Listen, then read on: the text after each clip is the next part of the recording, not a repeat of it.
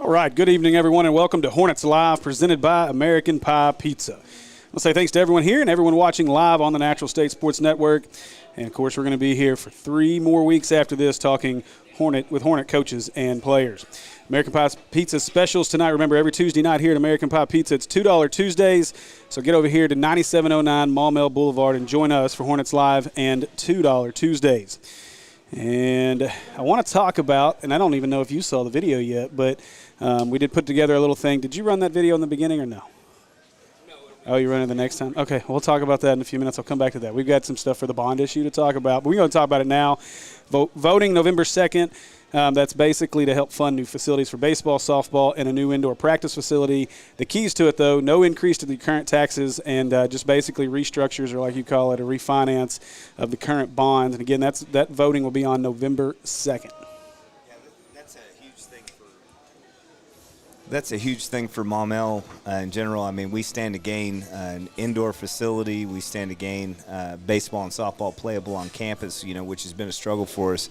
We have some really good teams in those programs, and, it'd be really nice to have this upgrade in facilities. And all that has to happen here is a yes vote. It doesn't increase taxes, so, get out and vote. Please help us. I was looking at those plans today, and one thing that I was curious about, we were talking about, is that is that going to be turf on the baseball and softball fields as well? Yeah, the early designs, of course, we're going to have some more impact with it, as far as moving forward. We'll get some input from the baseball and softball coaches and stakeholders. But for, what we stand to gain with that is a really nice field upgrade to where we can play on campus, and the infields of those will be turf, so that helps us, even on rainy days.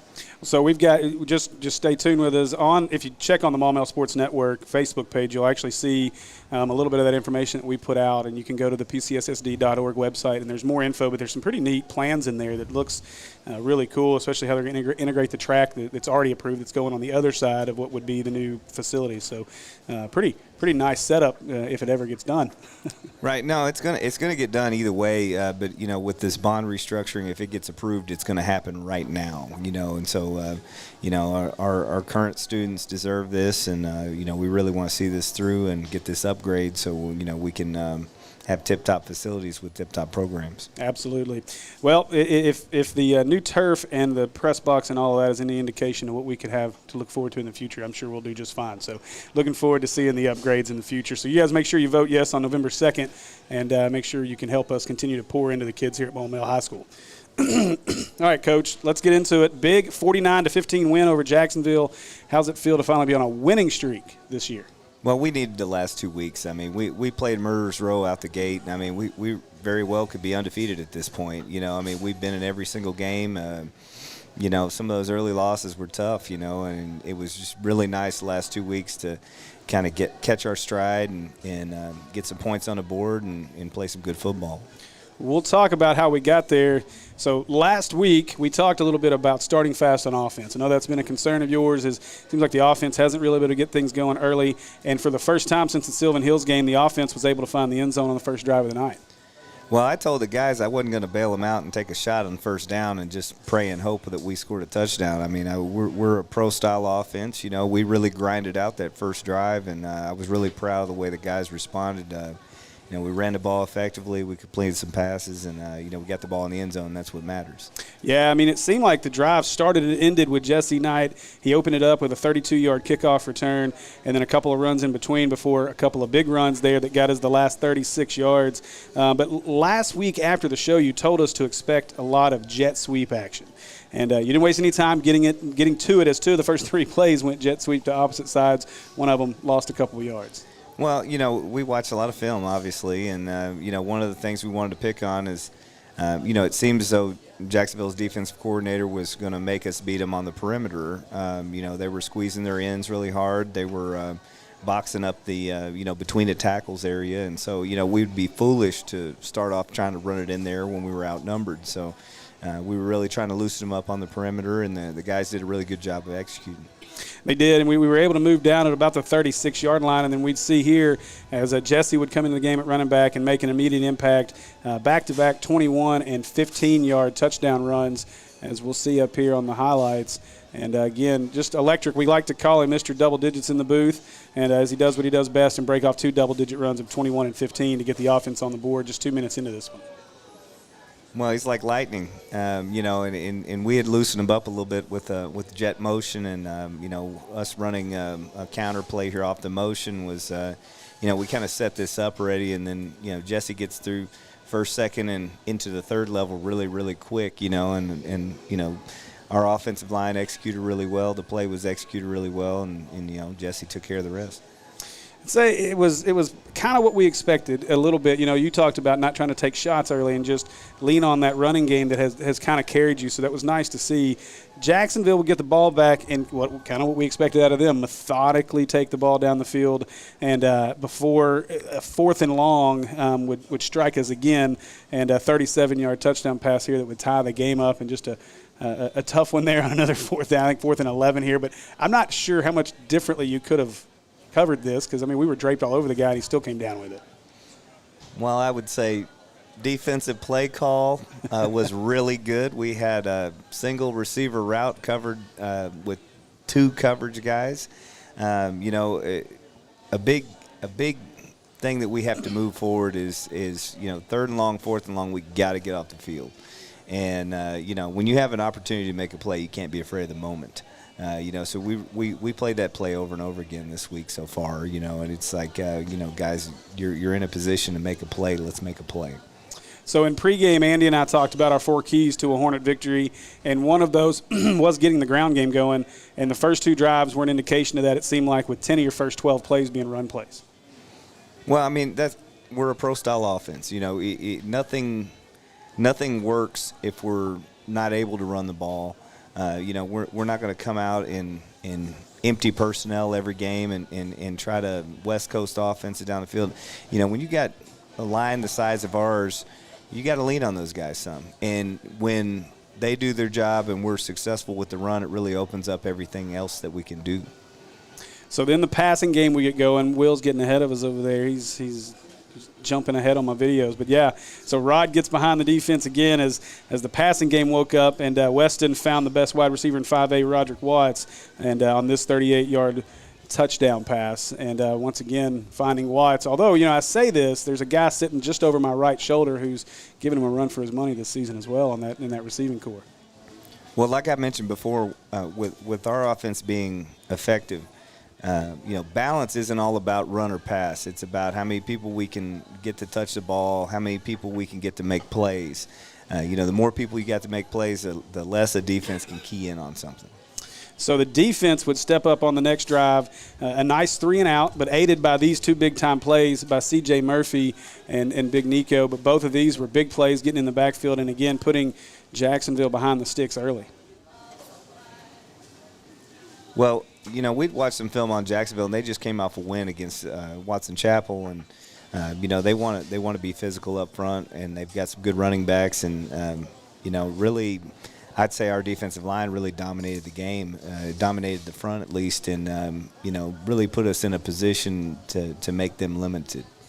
So Jesse'd get another impressive punt return, this time bringing it back 29 yards to the Jacksonville 31. And it seemed like not just the first half, but almost the entire game. I think one drive in the second half we'll get to, but you guys started in plus territory the entire first half for sure, which obviously benefited starting on that short field, and another indication how well the defense was playing. Well, when you start on the short field, like after Jesse's return right there, of course, the natural train of thought is let's go ahead and take a shot because we're in four down territory already, so we're, there's no sense in just starting out generic and being predictable. It's a time to take a shot because you're in a good part of the field, and that's exactly what we did. Well, I'm glad you said that because Andy and I want to express our gratitude for you letting us play offensive coordinator in the first half. So I don't know if you went back and listened to any of it, but in pregame, Andy called for an opening touchdown by Jesse Knight, which happened. Then I called for a 42-yard touchdown to Rod, which almost has 38. And then I think we both called for this one to the Swiss Army knife on the very next drive. And what happens? 31 yards to Hunter Specht for yet another touchdown on one of the most wide-open routes I think he's ran all season. Well, the key to that was, we have a tendency to run on first down. And so, a tendency breaker is to play action on first down. And so we kept all linebackers out of the play right here just because they all bid on the run action of this. And so, I mean, I put our receivers up against a lot of teams when they only have to go against the secondary, when they're not getting walled off. Yeah, it definitely looked good. So Jacksonville would get the ball back. They'd run almost 7 minutes off the clock, but would get nothing from it after a fourth down stop this time, and the Titans would be taken off the field. Next drive, kind of got a slow start, 12-yard sack of Pierce there before we'd find Roderick Watts on a little bubble here, and he would find his way down the sideline 59 yards later into the red zone. Well, when you can call a bubble on second and forever and get 59 yards, it makes your job a lot easier. Yeah. That's just a player being a player. Absolutely, and he made a great play there. And I tell you, our receivers block really well in space, and they block for each other. They believe in each other. That had a lot to do with it. It was a great play. It worked out exactly as you would have drawn it up, and everybody did their part. Now, unfortunately, the drive would end disappointingly as we went to the Nico package and tried to get the little power, and the momentum bug hit us here on this play. You may not even want to watch it again, but tough one here. Missed block, missed assignment, and ball gets popped out. A good play by the Jacksonville defender to knock that one out and then go to the house with it, unfortunately. Oh, yeah, I heard the boos. I know that was a bad play call because of what the end result was, but, you don't expect your four-star recruit to completely miss a block and your other four-star recruit to cough the ball up, But, we've been working on that play for 3 weeks. We didn't execute it very well, and that's probably the worst outcome that could have happened. And honestly, I'm glad it happened. I was fired up at halftime. None of the players thought that we were too good for anything. We played a whole lot better in the third quarter because we didn't get the result we wanted in the first half. Well, that's what I was going to ask, because to add insult to injury, Jacksonville would add a 2-point conversion, make it a 6-point game, and couldn't do anything with it on the next drive. So we go into the locker room at half, only up 6, but after a half that you had to felt like you really dominated it, aside from 2 plays. Well, I mean, we had 4 possessions on offense, and we should have scored 4 touchdowns. If we didn't get cute by the goal line, the OC didn't. We should have got in. It would have been 28-7, and it kind of would have looked a little different. But we did. Offensively, we played well the first half. Defensively, we played well the first half. We knew that we just needed to stay the course, and eventually it was going to get where it needed to go. Well, I'll go back a play or two before we had the fumble. You guys actually, I think you took our advice again, as we were saying, go to 11 in a pass that was just off the fingertips of Rodgers in the corner on one of my new favorite sets that you guys are running out of that little single back under center, and it got Rodgers wide open, just missed it by a hair in the corner. Yeah, I mean, we want to get Amari in the end zone. I mean, he does so much for our offense. I mean, our backs love him, our linemen love him. I mean, he blocks well. I mean, he's a selfless player. He's a specimen. I mean, he's 6'3", 6'4", and he's a good-looking kid. And he catches well. We've got to find a way to get him in the end zone. So the second half, we get back out, start off kind of slow. I'm not even going to ask you about halftime. We talked about that before we came on. So, Coach, I blame Andy and I, because it took us a bit to settle back into our OC roles up there. We had a divided wall, but really we could hear everything that each of us were saying. So I know they could hear us over there. And so really, we had to settle back in our OC roles. But after a defensive stop and another nice punt return by Jesse, the offense got the ball in plus territory again at the 38-yard line. Well, I mean, I was disappointed in that first drive. I mean, I was just waiting to touch the ball again, and we didn't execute very well the first 2 plays, and then the third play we still had a chance to get a first down, and we dropped it, And so this drive, I was like, we got to score here, guys. I mean, that was the whole deal was, we've got to execute here. We got to score. We can't have any lulls. Well, and that's when you called the Swiss Army knife's name again, and this was a beautiful throw and catch from Pierce on a similar play to what you ran to get the touchdown, I believe, earlier.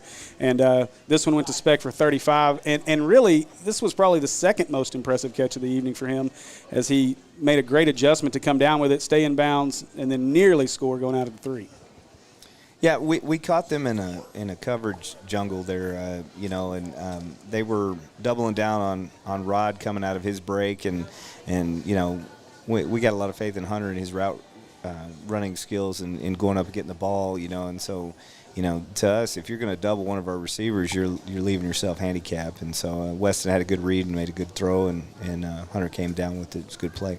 So next play, Jordan Crawford would score from 3 yards out, and we'd extend our lead to 28-15. And again, getting the dirty work done inside was the big offensive line here, especially Big 72, helping push the rest of the pile in. Well, on the initial part of this, Amari was the lead blocker, and then we kind of got stalled right at the half-yard line, and then continuation, our offensive line, especially left side, finished the play. You can really see Big Baby getting back involved, and Forte you can't see because he's my height. But, the whole offensive line, they believe in that. And when we call their number on the goal line, they all want to see that get in. It's such a big deal for them to finish the play.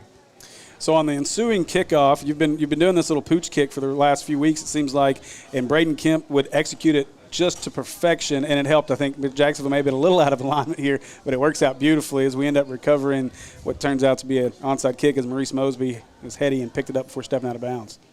Well, we thought we were going to catch it in the air. You almost did. We did a little shift. Something we practiced this week. Trying to align the kicker to get guys to move, and we got a guy to move, and then he never moved back when we shifted back, and so we knew we were going to have a play at it, but it was really nice. We didn't come up with the first chance at this. Jesse dove for it, he didn't get it, but Maurice did a great job of tracking the ball and getting his feet in bounds. So after that, again, starting in plus territory, the offense needed just 6 plays to score, and dare I say this might be catch of the year material on this catch that Hunter Specht made here on this one. Well, you don't need to dare to say it very much. It's definitely up there. I mean, and I'll give kudos. Everybody likes to get mad at officials and stuff like that, but their officials were in the right position to make the correct call with this. We went back and watched another angle. You could see the back judges watching us the whole time, and they got this one right. And that's a heck of a play it's a heck of a throw by our quarterback and a heck of a catch by Hunter. Yeah, I'm going to apologize to Hunter and Weston because I kind of ruined it to start the call because I thought he overthrew him from where we were. I thought the ball was overthrown, and then Hunter just snags it out of the air. It was a great catch. A really good play. But to your point on the officials, because we do, I'm one of the worst. I give them a hard time all the time. But well, you didn't have to agree. But sometimes they miss calls. but in this particular case, they were in the right position. They got that one right. Yeah, to your point, I think it was Matt's video that I saw. It was another video that we had from an opposite angle, and you could see the official. Perfect spot. He was calling it, making sure that, and he had it right on, dead on. It was an incredible catch. A great job by Hunter to come down with that one. So after the defense would get another turnover on downs, the offense would take over yet again in Jacksonville territory, and 4 runs later, we'd find pay dirt on this 7-yard touchdown run by Jordan Candler to make it 42-15. Well, if you ask me, this was the most dominant drive we had all day. We got on the ground, and we just ran it right where it needed to go. And I was real happy to see Jordan Candler get in the end zone. He's a hard worker, and he's had a tough week, personally, and to see him fight through all that and be there for his team and getting that end zone was a really big deal. Well, and the offensive line played great all game. We had Kelby here last week. I probably could have had a couple guys here this week. It's got to feel great to see all 3 of your running backs find the end zone in the same game. Well, that keeps the locker room in a general good spot, when we share the ball. Again, that's what makes us balance is that, multiple people can touch the ball and do something with it. So speaking of the offensive line, I know I said this before, but the stat sheet says Candler and Crawford scored those touchdowns, but I think we maybe, you give a half tackle to some guys. You watch the video here, you may have to give Big Baby half a tackle as well, or half a touchdown on a couple of these. Hope you like the graphics in there too. It's good stuff. No, I mean, it's really a big deal for us to get in the end zone on the ground. I mean, all our guys up front, they want to see that drive finish. We get a little stall here. They get a flag because they face mask, and we drive them in there anyway. I mean, that's working overtime, and those guys are real blue collar. They work hard every day, and Coach Chambers got them doing steps out there in the middle of the night sometimes, and I mean, but those guys really care about the team and finishing off drives. So after another defensive stop, Jesse Knight would cap the scoring. And if we're calling the Hunter Specht catch the catch of the year, this might be the special teams play of the year to this point. I'm curious what you were saying as this ball is slowly making its roll between folks' legs and then randomly Jesse picks it up. No, I can't repeat that on the air. I was really hoping that Jacksonville would down the ball when they had an opportunity there. It was a heck of a play by James to block it, and everything added up right there. What should have happened was them down it right there, but since they didn't, and the ball kept rolling forward. Jesse just making a football play right there, put another 7 on the board. Absolutely. So a great 49-15 win for your team. Really played well in all 3 phases. We saw it there with the recovery on the onside. You had the punt return. I think Jesse had over 160 yards in return yardage, so your return game was really good. Offensively, the offensive line played well. The receivers obviously played well. But let's talk about the defense. They only gave up 7 points in this game.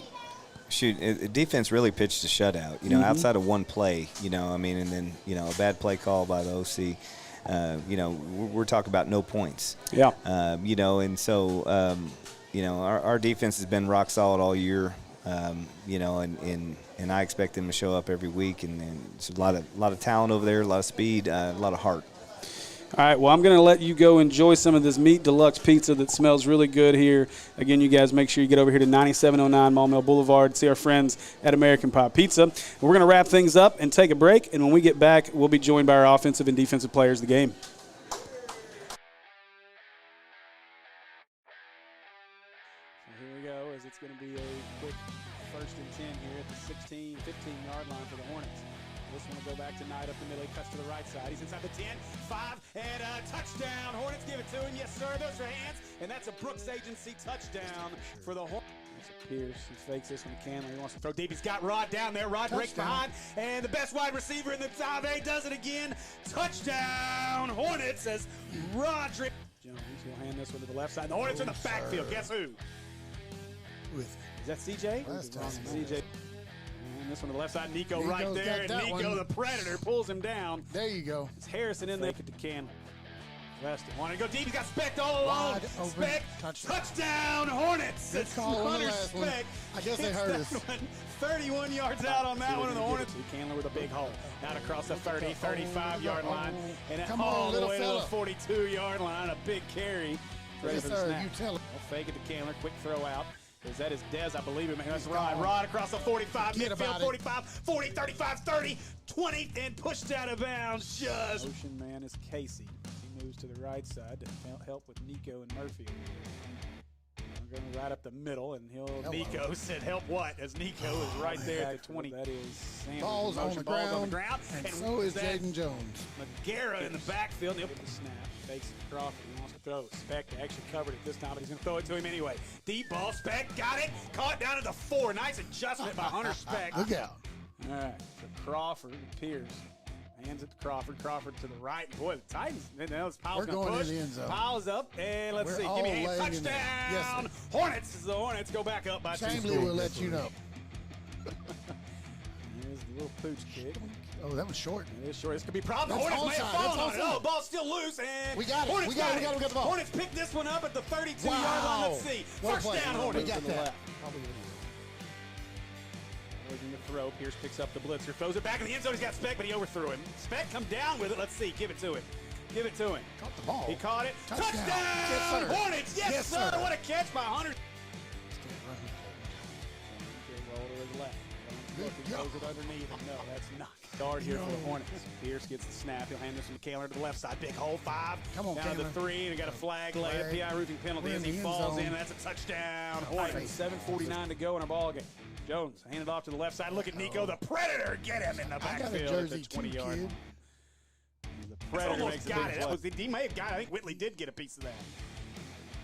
Now ball rolling. Jesse picked it up. Jesse across the 35, 40, 35, 30, 25, 20, 15, 10, 5. Touchdown, Hornets, as Jesse Knight just made one of the most insane plays I've ever seen. Helmet's already off, baby. Oh, Jesse Knight, we got a late PI roofing penalty. He's off the field. To a big matchup against the Pulaski Academy Bruins next week.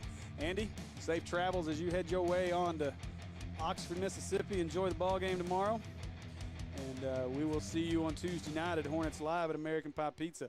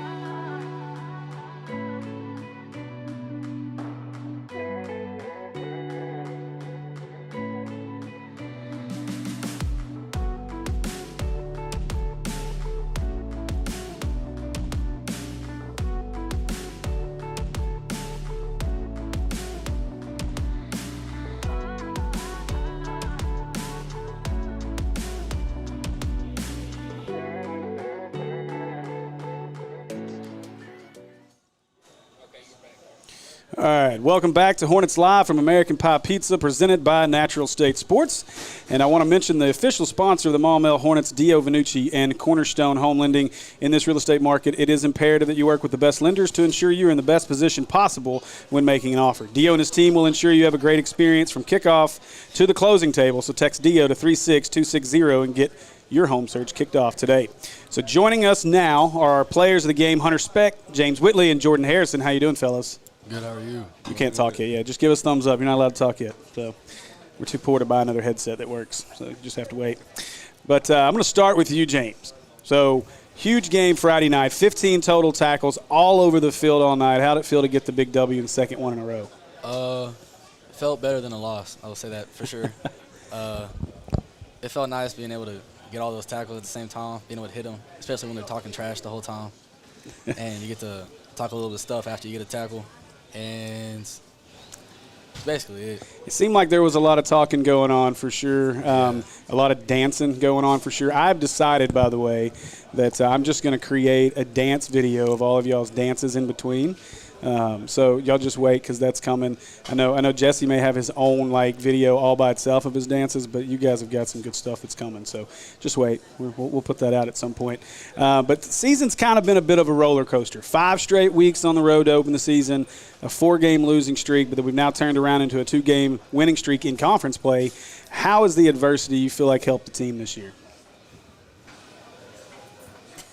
It's you first, man. We can get his observation on it. I feel like the adversity helped us in the long run because we've already had all our excuses that we can say. Mm-hmm. Like Robinson, we had to go over there every day. We already had that. And then every away game for, like you said, the 5-game stretch. So now we just got to play good at this point. If you're not going to say anything before, you're not going to say anything now. You're one of the few juniors on this team. Talk about that, being a leader, but as a guy that's a junior knowing you're coming back next year, just talk about being that leader as a junior this year. I just try to do what I feel like is better for the team. If I have something to say, I'll say it. I'm not really scared of anybody, and I don't really care what everybody else has to say. I mean, unless it's something important, but most of the time it's not, knowing the team. And just trying to do what's ready for best for the team, try to get us ready for the game is something I feel confident in. Okay.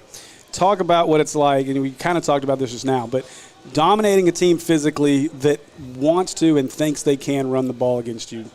I kind of take it personal. I feel like Roby does too, because if we're in the box, if you lose that, then you didn't do your job that game.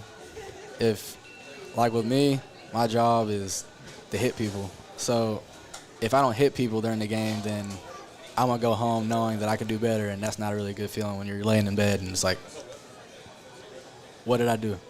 Well, and then you got to also hear the guys on the back end giving you credit too, right? Yeah, especially hearing all the DBs and stuff saying, where were you at? I had to make a tackle 15 yards down the field because you didn't want to fill.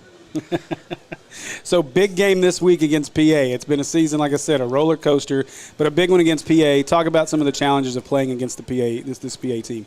Obviously, Joe Hyman's going to be rough, a Big Ten running back, but I'm not really scared, like I said, of anybody. So he can get a hit too. And obviously they like to run hurry up, have a whole bunch of passing routes that we're having to look at over and over again.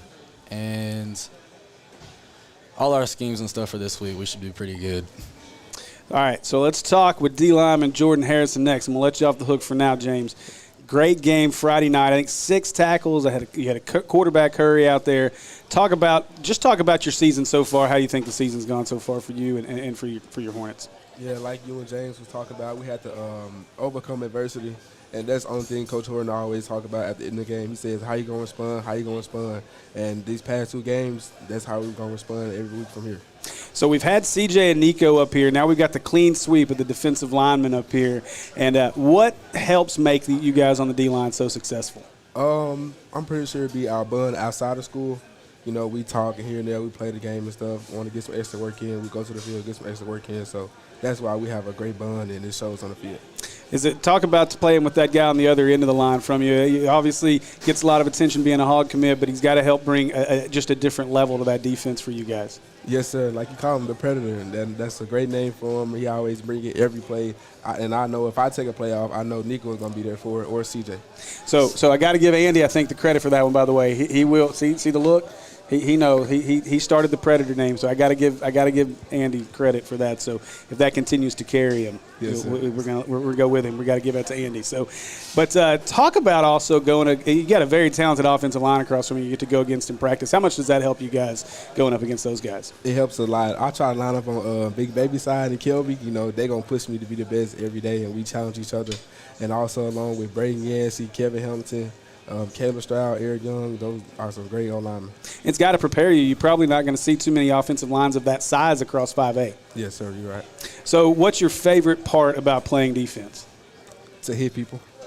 Just like James, I love to hit people. So I know we've talked a little bit. I saw some of your stuff on Twitter talking about recruiting and all of that kind of stuff. Talk about, do we need to put some more film tape? Do we got to get some more highlight videos out for you? Is that going to help? Is that what we need to do to make sure we can start getting these coaches beating down the door? Yes, sir. I plan on making some myself. I mean, 6'4" coming off the end. I mean, you ought to be able to eat up some offers out there. Yes, sir. All right. We'll get you some highlight stuff. I'll get you going here real soon. Yes, sir. All right.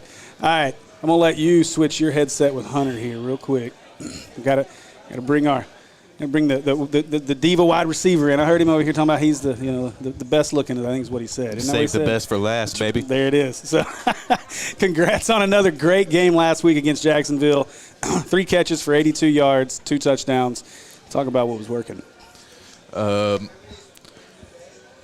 Well, I mean, I don't want to be mean or anything, but the DBs could not touch any of our receivers. We were moving the ball like it was nothing. The O-line was pushing the D-line. The whole offense was moving. We were doing our thing. It showed for sure. How close, I don't have this on my notes, but I want to go back to another catch that you almost had. The diving catch over the middle in the end zone, how close were you? Did you think you had that one? Of course you did. I'm like, that was the thing that amazed me the most that night because previous weeks I've been scared to dive for the ball, I'm not going to lie. And I finally manned up and said, I'm going to dive for this one. But even though I did drop it, I'm still happy. In your defense, I will say being on the turf at Little Rock Christian was not great. It was a little hard. That turf over here in Jacksonville kind of felt a little squishy. It had a nice cushion to it, so it probably felt a little better than maybe falling on the one at Christian or a few of these other places we played this year. Yes, sir. So we're going to play. You have to look over Harrison's head here, but we're going to play your catch one more time. I know we've had a lot of fun watching it, but just talk about it. Talk about the catch and talk about getting the toe down and making this play. Well, and feel free to brag on yourself. Well, I slowed down at the end a little bit there because it's like, crap, I'm going to run out of bounds. But then I was like, I can get this, and I looked down, saw my toe, and I was like, they better make sure this is a touchdown. How much do you work on that in practice, and then how good does it feel with all that work to actually see it come to fruition in a game to get that toe down? Well, in warm-ups, we actually work on toe taps, and Coach Horton actually throws the ball to us too. That's pretty cool. But, yeah, the rest of it just comes naturally. So you can make sure your feet are in. Talk about your connection with Weston. Just how good of a quarterback is he, and how good a quarterback can he be? He's an amazing quarterback. My favorite quarterback by far. It's the right answer by the wide receiver if you want to keep seeing the balls, right? Yes, sir. Uh-huh. So I asked these guys this, too. It's been a season filled with adversity. How has that adversity continued to help you guys grow as a team and you as a player? Well, this year we only have 3 home games. Everything's on the road, and traveling to Robinson definitely made the away games much easier because it's just always on the bus.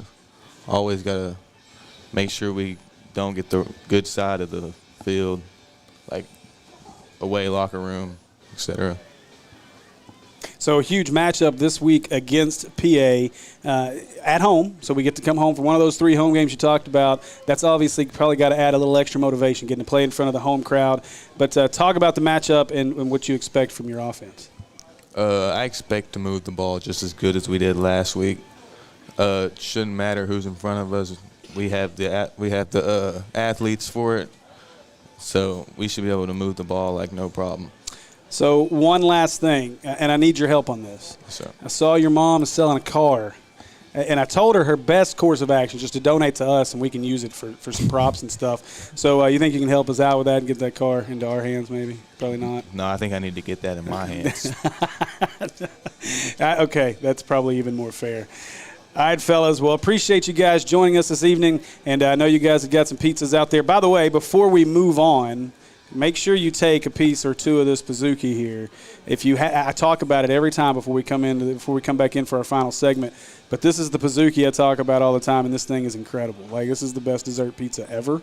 So you guys make sure you get yours ordered before we get to our last segment. And when we get back, we're going to talk with Coach about this week's matchup with Pulaski Academy.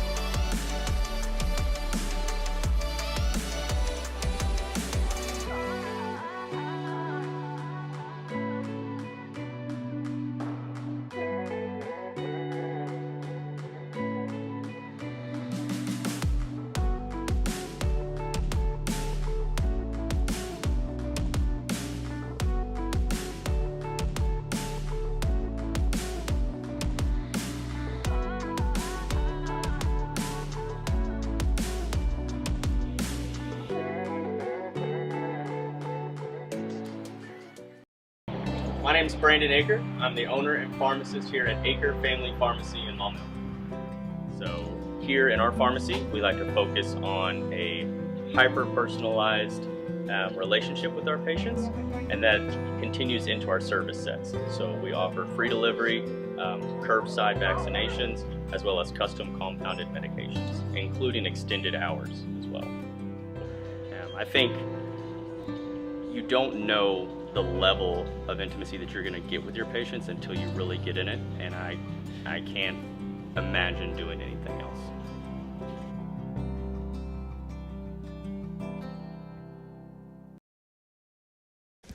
Oh, we're back. My bad.